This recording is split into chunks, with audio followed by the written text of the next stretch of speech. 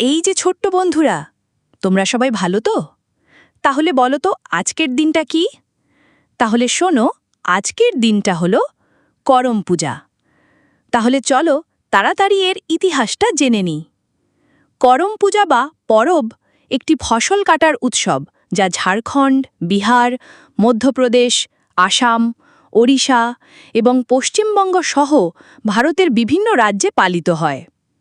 এই উৎসবের মূল উদ্দেশ্য হল সৃষ্টির দেবতা, শক্তি, যৌবন ও প্রাণশক্তির দেবতা করম দেবতার পূজা করা।